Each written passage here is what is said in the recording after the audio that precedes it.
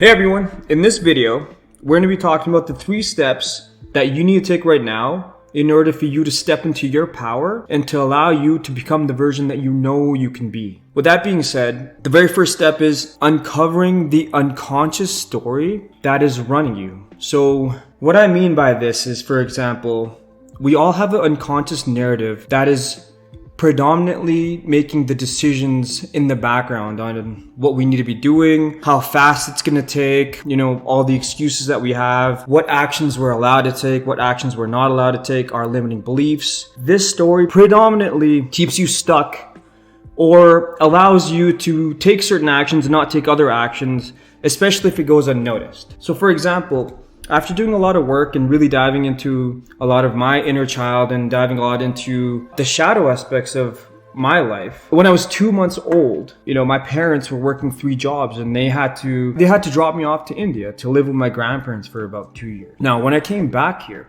my grandparents moved back to Canada and, not their fault. They weren't doing anything wrong. They did exactly what they were doing, what was best for the family. They told me that, by the way, we're not your real parents. And these people now that we're going to visit are your real parents. Now, as a 2 to 3 year old, I was devastated and I made up the story that I'm not wanted and that my parents didn't like me or didn't want me or I wasn't good enough for them. And that's why they sent me to India. That's why I had to stay there. And as an adult, you can think about it from a perspective of like, oh, well, they're working 3 jobs. They weren't able to see, daylight some days. They were doing what they needed to do in order to get the family to be self-sufficient and to be able to give me the life that I guess they never had. Now, as a child, we don't see these things that way.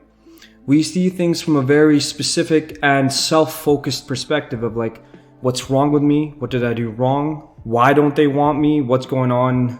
What's wrong with who I am? Why would they do something like that? And it really created this animosity and anger towards them. And that story of just not being good enough was running in my mind for as long as I can believe. Now, that's when this negative feedback loop starts. So we create this unconscious story of who we are and how we relate to the people that we're closest to, especially people in power, especially authority figures like your parents or guardians, anyone like that. And then it's almost like we decide how we're going to go about that. And it can go one of 2 ways. Now, for me, I decided that, okay, I need to prove to them that I'm worthy. I need to prove to them that I'm someone that should be wanted and they made a mistake. And that led to actions like wanting to please them. How do I please them? Hey, they want me to get good grades in school. They want me to be obedient. They want me to always listen to them, clean the house, do this, do that. All these things led to me actually reinforcing the story that I wasn't good enough or reinforcing the story that I was not wanted. And so this can go very much astray when you end up wanting to please somebody and you put them on a pedestal and then constantly try to get good grades and do the things that are right, and then you're not able to. And so I was trying to get good grades. I was trying to please them. I was trying to be the child that I thought they needed me to be for me to not be left or not be sent to India. And I would start failing. And it would just actually reinforce why I wasn't good enough. It would reinforce why I wasn't wanted. And then their behavior externally, because I was running the story in the background, was giving me the reflection of, hey, you know what? This is why you're not good enough. This is why you're not getting good grades. This is why you're not going to be successful. All these things continue to compound over time. And then as you being a child, especially if you were bullied or especially if somebody gave you a certain opinion on what you're wearing and what you're doing, who your friends are, you continue to build more and more and more evidence as to why that story is true. So the first step is to really sit down, become present, become grounded, and ask yourself, what is the unconscious narrative or what is the unconscious story that's running in the background? That's facilitating all my actions. That's governing who I'm being and governing the limitations that I place on myself, because it's all a story. And once you get a hold of that story, once you understand that it may be the fear of being alone or fear of never truly being loved or the fear of being rejected, they all are interlinked and tied and connected to one another. And you can begin to sit there and you can begin to look at that story and see, okay, well, is this really true? And begin to dissect the story for what it is. Once you've uncovered the story, you'll begin to understand what are a lot of the habits and the patterns that you've put in place to keep that story to be true to you, because the ego or the mind that has created that story never wants to be wrong. It never wants to be told it's wrong. It never wants to be told that there's a new perspective. It never wants to be told that you can reframe it and change your action. So it will look for evidence. It will create its own evidence, and it will look for more confirmations in its environment as to why this is the way it is. And that's where you have to begin to start looking at, hey, am I doing certain behaviors that are seeking a lot of safety in my life because I don't feel safe in my body, or I don't feel like I'm good enough. So we predominantly end up doing other behaviors like masking these things by creating safety mechanisms. And these safety mechanisms can look like attachment styles in relationships, constantly making sure somebody's there, not wanting to be alone. So being in relationships that you feel are serving a purpose of taking care of that safety, but you really don't truly want to be in it. So you're 1 foot in, 1 foot out, taking safe actions that you know that will not allow you to look a certain way. So it won't allow you to fail, or staying in the same job that you've always been in because it's giving you a certain income and you can do more, but you don't want to. So these are all fear-based safety seeking mechanisms that keep us in a place where it allows that narrative, that unconscious story, the unconscious truth that we've told about ourselves to maintain its power. And in this video, what you really want to do by the end of it, and after you do these exercises, you want to begin to take your power back and to be able to see, where have I been limiting myself through the stories that I've been telling myself, by gaining awareness on those stories, dissecting them, seeing how you're building reinforcements around those stories by certain habits. And it could be, a lot of people take drugs because they're not able to give them the safety or they're not able to give themselves the safety that they want to be able to give themselves. So they lean on something. They lean on, and there can be positive attributes, like say for instance, going to the gym or starting businesses because you don't feel like you're good enough. But most people have the tendency to use these things to create safety within themselves to almost mitigate the feelings that they don't want to feel. And that's when we're diving into the second step here, is where we begin to now notice when you uncover the stories and you uncover the triggers that are causing you to stay that way, you're going to experience a lot of pain. And sometimes we can be numb to that pain. And what you want to do is you want to go into the pain. You want to feel the pain. You don't want to change it. You don't want it to be misconstrued. You want to see it for what it is, see exactly, and be honest with you, see the truth for what it is and experience it.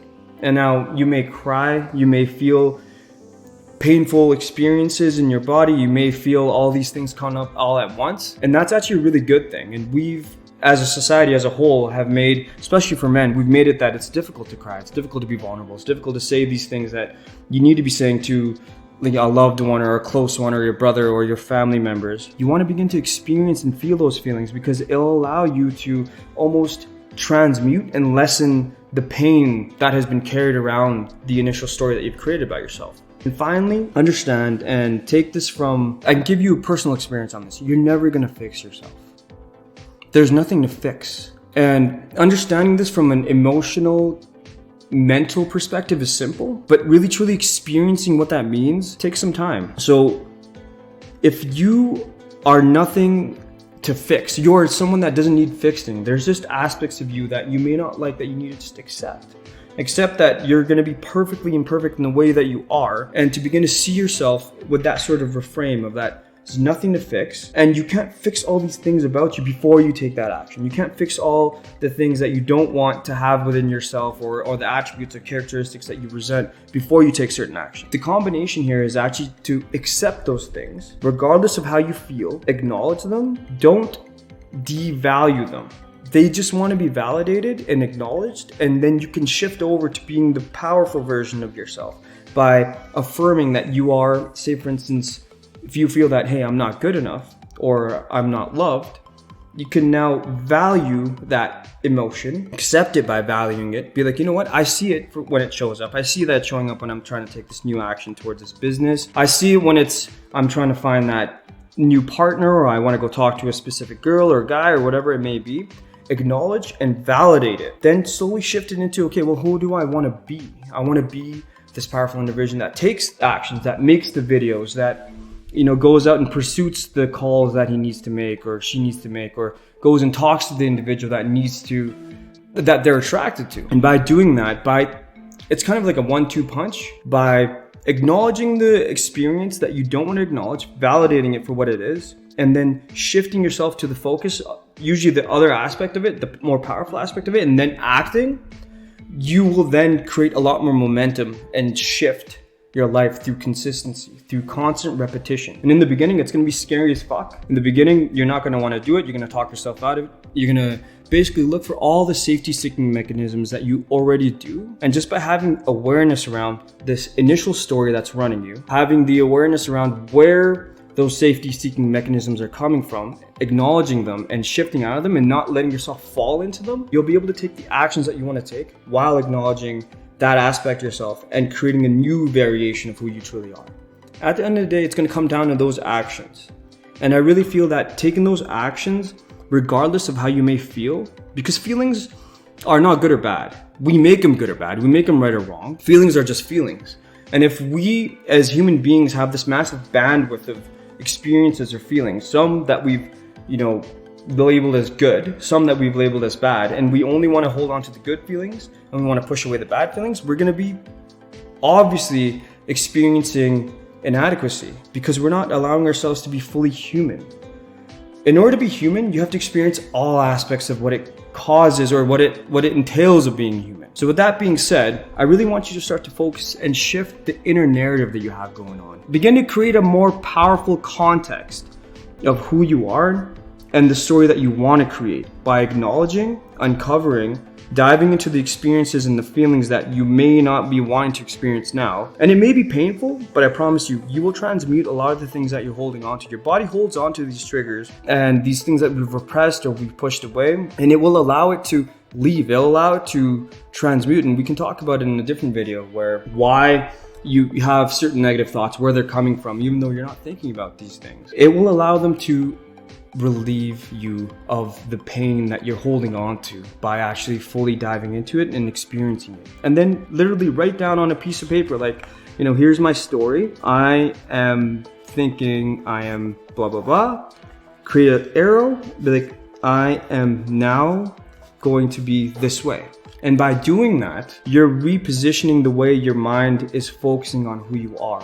And then you just have to uncover all the stuff that's in between. Because that difference, that dissonance that's in between is what's causing you to take all these haphazard, half actions and not allowing you to be fully in your power. So that being said, I hope this video has brought you value. I hope that you have uncovered something about yourself that you may not have seen before. And I hope that you can step into your power and be the version of you that you want to be and take the actions that you actually truly want to be taking. This is what I'm doing. This is what this is. And this is what this looks like for me. This is terrifying for me, but I enjoy it. And the fact that I truly love speaking in a way that can allow people to uncover the greatest versions of themselves and be the powerful version that I know everyone's capable of being. And we're just holding ourselves back and stopping ourselves. So if this video was of value to you, please hit the like button. Please hit the subscribe button. I want to give out more videos that are really focused on how you can become the version that you want to be and how we can untangle and uncover those aspects of ourselves that are stopping us from being that way, and really see that everybody can do this and it just takes work. It's not simple, but it can be easy, and you have it within you right now, and you have to just trust that aspect of yourself. My name is Manny. Thank you for watching this video if you made it this far, and I acknowledge all of you for doing the work. Thanks.